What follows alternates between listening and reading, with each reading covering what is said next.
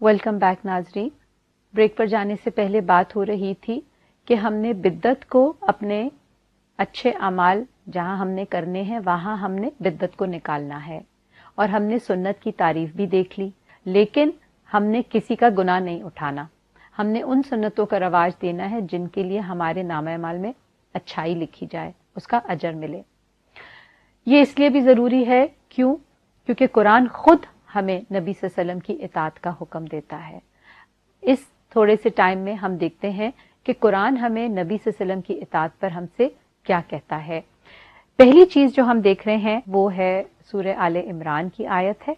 अल्लाह ताला फरमाते हैं, कुल इन कुंतुम तुहिब्बूनल्लाह फत्तबिऊनी युहब्बिबकुमुल्लाहु व यगफिर लकुम ज़ुनूबकुम वल्लाहु गफूरुर रहीम। नबी सल्लल्लाहु अलैहि वसल्लम से अल्लाह ताला फरमाते हैं कि आप कह दीजिए कि अगर तुम अल्लाह से मोहब्बत रखते हो तो मेरी इताअत करो, यानी किसकी पैरवी करो? नबी सल्लल्लाहु अलैहि वसल्लम की पैरवी करो। उसका फायदा तुम्हें क्या होगा कि अल्लाह तुमसे मोहब्बत करने लगेगा। तो आप देखें कि गोया ये पाक अमल है, ऐसा पाक अमल है जिस अमल की वजह से अल्लाह उस शख्स से मोहब्बत करने लगेगा, और उसकी वजह क्या होगी कि हम नबी सल्लल्लाहु अलैहि वसल्लम की सुन्नत को फॉलो करने लगेंगे। और दूसरा फायदा अल्लाह ताला क्या बता रहे हैं इस आयत में कि अल्लाह तुम्हारे गुनाहों को बख्श देगा, क्योंकि जाहिर है इंसान खताकार है और उससे कितना ही वो परफेक्शन पर आने की कोशिश करे वो तब भी परफेक्ट नहीं हो सकता। कहीं ना कहीं कमी बेशी जिंदगी में रह जाएगी। बार बार समझने के बावजूद उससे गलती भी होगी, गुनाह भी होंगे, अल्लाह ताला उनको भी माफ कर देगा। इसके बावजूद भी कोई कमी कोताही रह गई तो अल्लाह ने फरमाया कि वो गफूरुर रहीम है, वो फिर भी रहम का मामला करेगा। दूसरी चीज हम जो देखेंगे वो ये है, खुद अल्लाह ताला इंसानों से कहते हैं कि वमा अताकुमुर रसूलु फखुजूहु वमा नहाकुम अन्हु फंतहु, कि नबी सल्लल्लाहु अलैहि वसल्लम जो चीज तुम्हें दें वो तुम उनसे ले लो, और जिस चीज से वो तुम्हें बाज रखें या रोके रखें तो तुम उससे रुक जाओ। इसका क्या मतलब है कि जो बातें नबी सल्लल्लाहु अलैहि वसल्लम ने हमें बता दी हम उनको ले लें, और जिन बातों से नबी सल्लल्लाहु अलैहि वसल्लम ने हमें मना किया है, रोक दिया है, तो उन बातों से हम रुक जाएं। ये क्यों जरूरी है? इसलिए कि दीन अल्लाह का बनाया हुआ है। क़यामत के दिन जो इंसान इस्लाम के अलावा दीन लेकर आएगा वो दीन उससे एक्सेप्टेड ही नहीं है। तो जब वो उससे एक्सेप्टेड ही नहीं है तो फिर ऐसे अमल का उसको फायदा कोई नहीं हो रहा। इसलिए जरूरी है कि इस्लाम के दायरे के अंदर आने के बाद उन अमाल का जो इल्म है वो हम तक आना जरूरी है।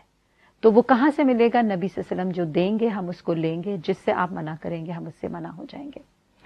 उसके बाद हम देखते हैं कि अल्लाह ताला ने नमाज और ज़कात व अक़ीमुस सलाता व आतवुज़ ज़काता व अतीउर रसूल लअल्लकुम तुरहमून, नमाज की अदायगी का हुक्म, ज़कात की अदायगी का हुक्म, और उसके साथ नबी सल्लल्लाहु अलैहि वसल्लम की इताअत को, यानी कि ये दोनों ज़कात और नमाज ये दोनों फर्ज दर्जे के अहकामात हैं, उन्हीं के साथ अल्लाह ताला ने नबी सल्लल्लाहु अलैहि वसल्लम की इताअत को रख दिया, लअल्लकुम तुरहमून, ताकि तुम पर रहम किया जाए। इसका मतलब है कि नबी सल्लल्लाहु अलैहि वसल्लम की इताअत में 100% अल्लाह की रहमत है। तो इसलिए हमें इन चीजों का, जब कुरान खुद हमें हुक्म दे रहा है तो फिर नबी सल्लल्लाहु अलैहि वसल्लम की बात को जानना हमारे लिए बहुत जरूरी है। उसके बाद हम देखेंगे कि वमा अरसलना मिर रसूलिन इल्ला लियुताअ बिइज़्निल्लाह, हमने जो भी रसूल भेजा है वो इसलिए कि अल्लाह के हुक्म से उसकी इताअत की जाए।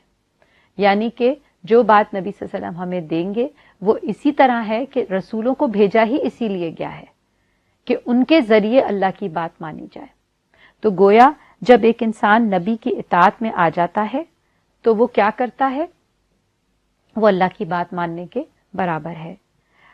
इसी तरह हम देखेंगे कि कयामत के दिन अल्लाह ताला ऐसे लोगों को जो नबी सल्लल्लाहु अलैहि वसल्लम की इताअत में रहेंगे उनको किनके साथ उठाएगा? उनको नबियों, सिद्दीकीन, शुहदा और नेक लोगों के साथ उठाएगा।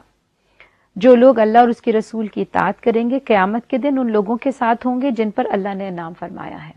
ये कौन लोग हैं? यानी ये अंबिया हैं, सिद्दीकीन हैं, शुहदा हैं और सालिहीन हैं। इन लोगों की रिफाकत कितनी अच्छी है, यानी कि आखिरत में अंजाम भी बेहतरीन लोगों के साथ होगा, उन लोगों के साथ जिनका वादा इनाम अल्लाह ने उन पर पूरा कर दिया।